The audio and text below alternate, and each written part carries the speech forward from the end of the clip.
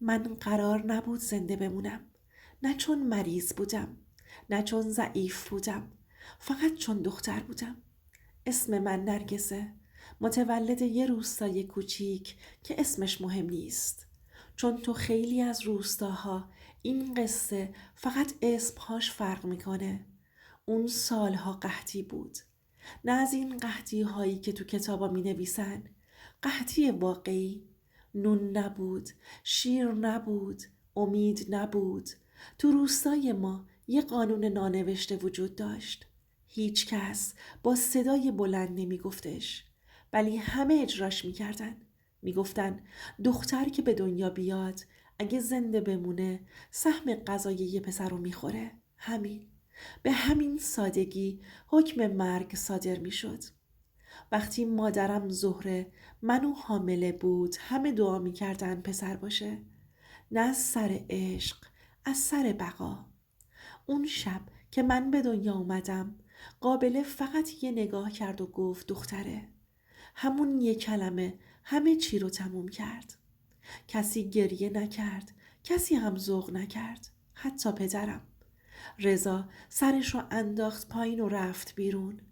اون شب قرار بود من آروم آروم تموم بشم. ولی مادرم فرق داشت. زهره، زن لاغری که همیشه ساکت بود، اون شب برای اولین بار نترسید. شبها وقتی همه خواب بودن منو بغل می کرد، می برد یه گوشه تاریک طویله. یواش یواش به من شیر می داد. نه با شیشه و چراغ، نه با صدا. فقط می گفت نرگس نفس بکش، فقط نفس بکش. من زنده موندم، نه چون قرار بود زندگی کنم، چون مادرم جرأت کرد خلاف جمع نفس بکشه. اینجا همه فکر میکنن دیگه کارم تمومه، ولی تازه از همین جا همه چی شروع میشه. چون کسی که بیشترین اصرار رو داشت که من زنده نمونم سالها بعد شد همون آدمی که به من میگفت بابا قربونت بره. من بزرگ شدم، ولی نه مثل بقیه بچه ها.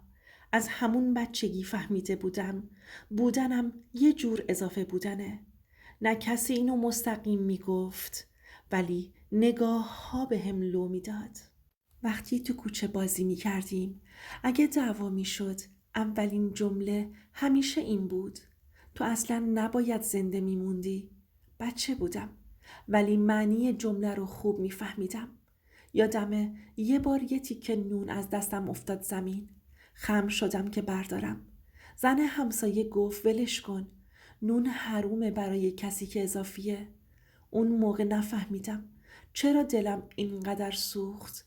فقط یادمه تا شب گریه کردم بی صدا. مدرسه که رفتم اوضاع بهتر نشد. معلم اسممو که میخوند یه مکس میکرد. انگار اسمم تو گلوش گیر میکرد. یه بار سر صف گفت دختر باید یاد بگیره کم بخوره، کم حرف بزنه، کم دیده بشه. همه خندیدن. آخه چون تو کلاسمون اکثرا پسر بودن. من هم باشون خندیدم. نه چون خنده دار بود، چون یاد گرفته بودم دردم و قورت بدم. تو خونه هم فرقی نداشت. اگه غذا کم می اومد اول بشقاب برادرم پر می شد. اگه چیزی ته دیگ می موند می گفتن نرگس تو سیر میشی با همین. هیچ کس نمی پرسید گرسنم یا نه. انگار از قبل جوابشو داشتن. یه شب شنیدم عمم گفت این بچه اگه همون موقع تموم می شد همه راحت تر بودن. این جمله رو نه با خشم گفت نه با نفرت، خیلی عادی، مثل حرف زدن درباره هوا. اون شب اولین بار از خودم پرسیدم اگه من نبودم واقعا همه چیز راحت تر بود. بیشتر از گرسنگی این سوال اذیتم میکرد. اینکه چرا هیچ کس به زنده بودنم خوشحال نیست. اینکه چرا همیشه حس میکردم باید بابت نفس کشیدن عذرخواهی کنم. ولی دردناکترین بخش ماجرایی نبود. دردناکترینش روزی بود که فهمیدم این نگاه ها اتفاقی نیست. یکی بود که از همون اول نمیخواست من باشم و اون آدم خیلی به هم نزدیکتر از هر چیزی بود که فکرشو میکنی. یه روز خاص نبود، نه دعوایی بود، نه فریادی، نه اتفاق عجیب. همه چی از یه حرف نصفه شروع شد. من حدوداً 12 سالم بود. نشسته بودم پشت در اتاق. داشتم با عروسکم بازی می کردم. مادرم فکر می کرد خوابم. صدای عمم اومد. آروم حرف می زد. ولی نه اونقدر آروم که شنیده نشه. گفت رضا تا کی میخوای اینو تحمل کنی؟ قرار نبود اصلا بمونه. اسممو نگفت.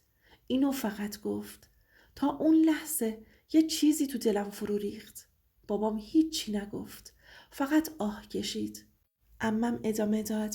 اگه همون موقع گوش میدادی الان نه این همه خرج بود نه این همه نگاه. بعد یه جمله گفت که هیچ وقت از ذهنم پاک نشد. زهره لجبازی کرد. وگرنه تصمیم همه یکی بود. اونجا بود که فهمیدم من اشتباهی نبودم. یه تصمیم نیمه کاره بودم. فهمیدم مرگم برنامه ریزی شده بود و زندگیم فقط به خاطر نافرمانی مادرم ادامه پیدا کرده. اون شب به بابام نگاه کردم. همون بابایی که فکر میکردم دوستم داره. ولی تو نگاهش نه عشق دیدم نه نفرت. بی تفاوتی دیدم. بی تفاوتی از هر خیانتی دردناکتره. چند روز بعد جرأت کردم از مادرم بپرسم. گفتم مامان اگه من نبودم تو راحت تر بودی؟ اولش انکار کرد. بعد گریه کرد و آخرش گفت نرگس من تنها کسی بودم که نمیتونستم ازت بگذرم. همون جا فهمیدم خیانت همیشه از دشمن نمیاد. بعضی وقتا از جایی میاد که اسمش خانواده است. از آدمایی که قرار بوده سپر باشن. سالها بعد همون آدمایی که نمیخواستن من زنده باشم ازم یه چیز دیگه خواستن. چیزی که اگه قبول میکردم باید دوباره خودمو میکشتم. سالها گذشت و من بزرگ شدم. نه قوی، فقط ساکت تر. سکوت رو یاد گرفتم چون فهمیده بودم تو این خونه صدا داشتن خطرناکه. 19 سالم بود که دوباره همون نگاه ها برگشت. نگاه هایی که یادآوری می کردن بودنم هنوز زیادیه. یه عصر عمم صدام کرد. گفت نرگس وقتشه. یه جوری جبران کنی. گفتم چی رو؟ لبخند زد. همون لبخندی که هیچ وقت بوی مهربونی نمیداد. گفت این همه سال زنده موندی. کم چیزی نیست. بعد اسمشو گفت. اسمش حاج کاظم بود. 55 ساله. صاحب چند تا زمین. آدم با نفوذ روستا. کسی که اگه یه امضا می کرد کار 10 تا خانواده راه می افتاد و اگه نمی کرد همه می موندن.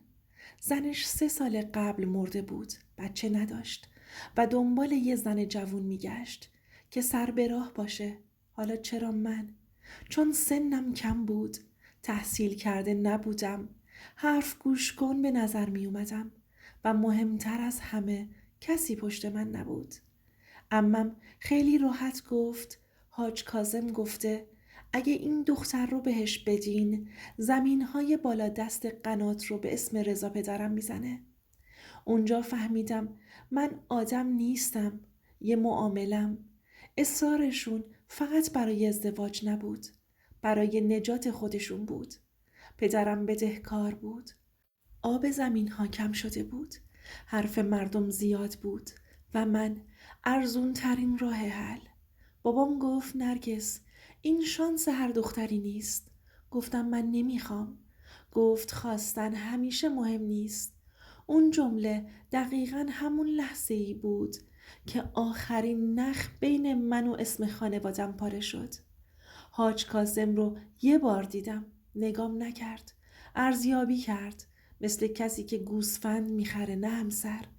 گفت زود عادت میکنه و همه سر تکون دادن.